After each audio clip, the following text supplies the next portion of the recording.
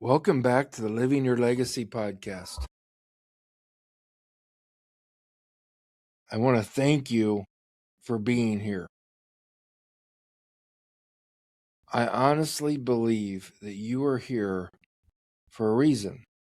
In today's message, we're going to talk about how you can live a legacy that matters, live with purpose, and build meaningful relationships. My name is Steve Thompson, who's a follower of Jesus Christ. I'm a husband, a father of four, a grandfather of five. Matter of fact, as I shoot this podcast tonight, two of our grandsons are spending the night with us. I'm an athletic director, the CEO of Lighthouse Legacies, YouTuber, co-author of a best-selling book called Your Story Matters. You can find it on Amazon, and also the sole author of a 40-day devotional. But I'm also proud to be what's considered the legacy coach, because I truly believe I'm called to help men live a legacy that's remembered for generations to come. In today's episode, we're going to talk about the power in valley experiences. You know, the moments that knock you down, but ultimately teach you a lesson that helps shape your life. You know, it's said that adversity builds perseverance, develops character, shapes your legacy. But really, it could be the lessons you've learned along the way. We're going to dive into that a little bit today. At the end of today's episode, I hope that you can remember those valley experiences, those moments of failure, pain, adversity that taught you valuable lessons that still stick with you. You know, you and I both know that lessons help you grow, but some lessons you need to unlearn them too. So let me ask you a question. What was that one moment in your life that knocked you down, taught you something special that you still carry with you today? What was that one moment that knocked you down but taught you something special? Now, before we get started, I want to just remind you, if you remember, if you tuned in last week, we talked about peak experiences. And you know, those moments where time just happened to stand still, where everything felt right, where you didn't mind being late for supper. But you know, life is just not about those peak experiences. Even though I encourage you to have them, to seek them out, to allow your children to develop their peak experiences. But life is also about valleys. Truth be told, peak experience may make you smile, but the valley experiences help shape you and who you become later. For me, I remember being 12 years old and I saved up. I saved up and bought my first 10-speed bicycle. I used to mow yards when I was a kid to help my mom pay some bills and help, and I would maybe give some money to my sisters. And I saved up for this bike, and boy, oh boy, was I proud of it. I remember when I got it, I couldn't wait to ride it around our neighborhood where we had about 14 boys my age. So I wanted to show it off to them. I was proud of that bike. So I went on that ride, rode down to some friend's house, showed them the bike, and they liked it. And then as I was riding back home, they yelled at me from a block behind me, and I turned around because I was a big guy riding this new 10-speed bike. Looked back for them for just a second, and when you know it, ran smack dab into a parked car. Came off the bike, hit face first, hands second, knees second, and worse yet, my bike was ruined. And I hadn't even had it a few days. So I went from the elevation to the valley in a mere second.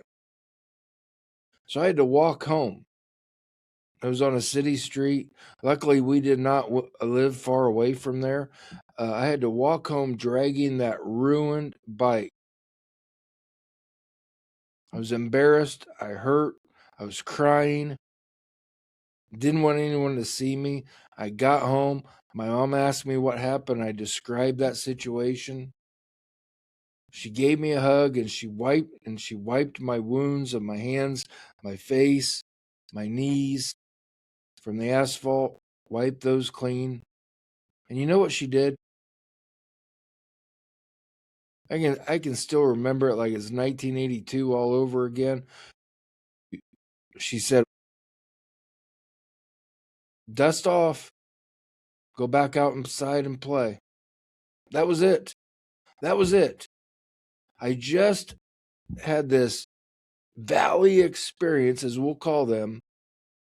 She dusted me off and said, "Go back outside and play." She did not go to the owner of that car and cuss them out like some parents, I could argue, some parents would do today. And but she made me go back to that owner and apologize for hitting their car. Bloodied, bruised, hurting as a kid. And as I think back to 1982, that moment still sticks with me.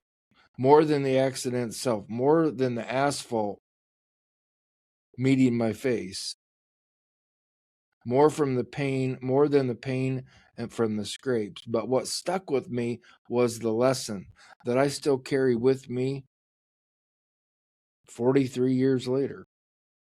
Get up and keep going. Go back outside and play.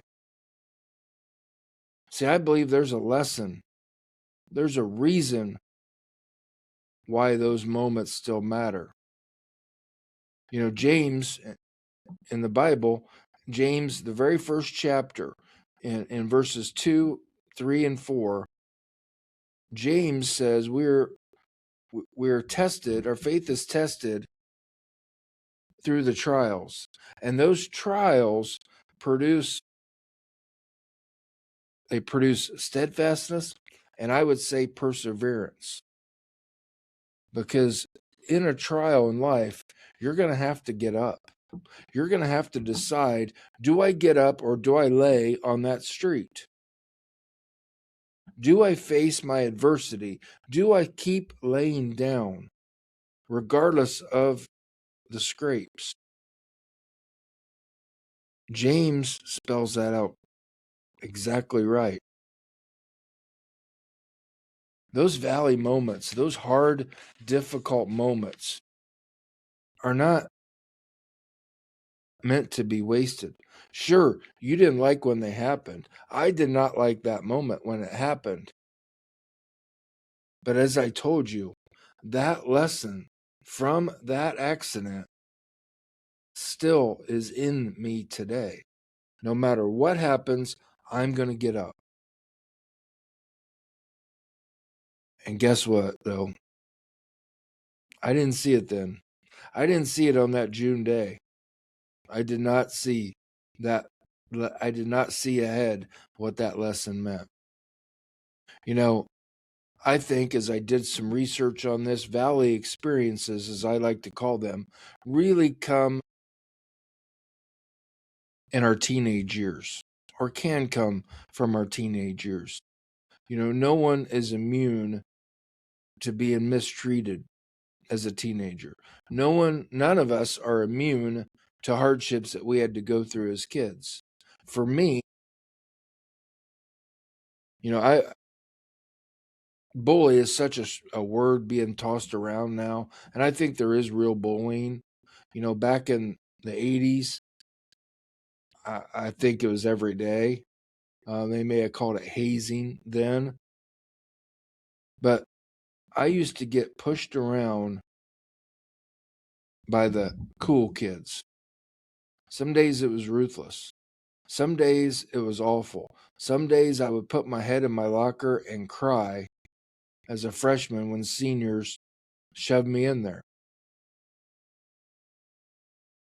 But over time, I learned a lesson through that hazing, through that bullying, that trying to be cool myself wasn't the right answer. What the right answer for me was that I needed to make friends that see those kids, my classmates, other kids in our school, that people did not even notice. So I began doing that, and I realized they were just like me. They were just like me, getting pushed around by the cool kids. And by the time I graduated high school, I probably had more friends that still are with me today that were those kids that didn't get noticed by the popular crowd. Now, looking back, I'm kind of thankful that I saw those kids and I tried to treat them as I wanted to be treated. That wasn't happening in real life, but I saw them as people and just wanted to be nice to them. Unfortunately, sometimes our valley experiences and the lessons become, I'm going to call them like thorns. For me, that thorn that has been stuck in my side since those high school years probably is I am afraid to fail. I am petrified of it. Some people don't like public speaking. I'm afraid to fail. And like I said, it's kind of like a thorn in my side, but it's my reality. Sure, some lessons can help you grow. Some lessons you can get through adversity. Some lessons to keep going. But sometimes a lesson that becomes a thorn just needs to be pulled out. For me, every time I take a chance, I am moving that thorn out of my side. So, what have the valleys taught you? Look back at your life and those hard moments. What have the valleys taught you? What have the valley experiences of your life taught you? That you could climb out of it? That you can get up and keep going and go back outside and play? Or are you still carrying it? Are you still carrying that fear, that shame? Well, I want to encourage you to let go of it. I want to encourage you to pull the thorn out of your side and conquer whatever that valley experience has done to you. Because you know what? That valley is still shaping you and still developing something in you today. So why not embrace it? And in closing, I just want to remind you that life's an adventure. It's a journey full of peaks and valleys. And here's the catch about that. That's not new. You know that. A peak could be you're sitting in a tree enjoying the moment. The wind's blowing. You can feel it. You can feel the sun shining on you. And the valley could be when you fall out of the branch and hit the ground. Either way, peak experience or a valley experience offers lessons. And the truth is you're learning those lessons to this day from both of them. So do not waste or forget about the valley experiences. Learn from them, grow through them,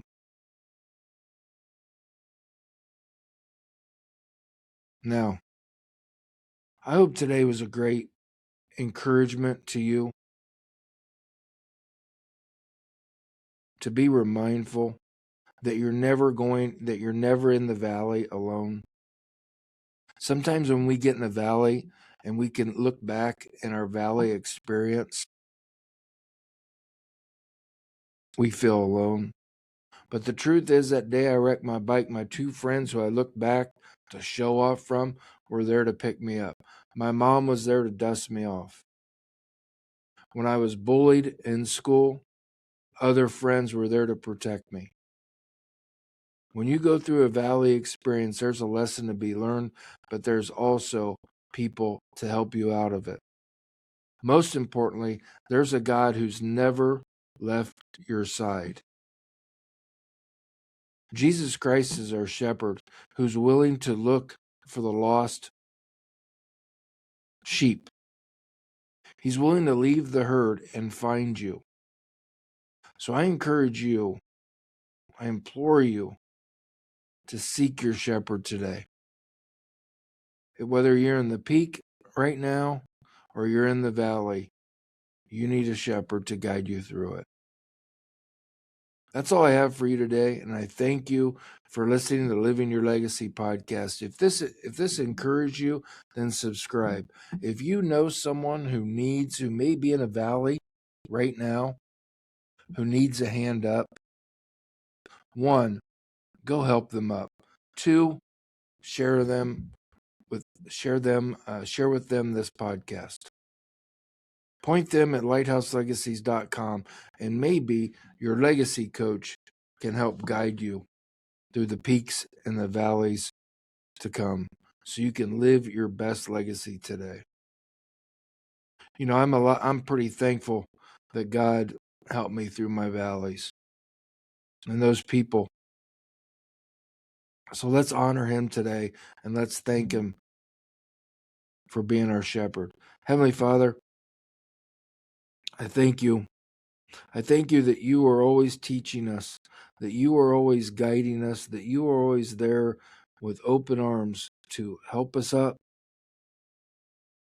to hug us when we fall. You are there to comfort us in the valleys. You are there to guide us through the peaks. Thank you for teaching us. Thank you for instilling lessons that no matter how dark it gets, your light passes through the darkness. So we thank you. We love you. And it's in your Son's name, Jesus Christ, we say amen.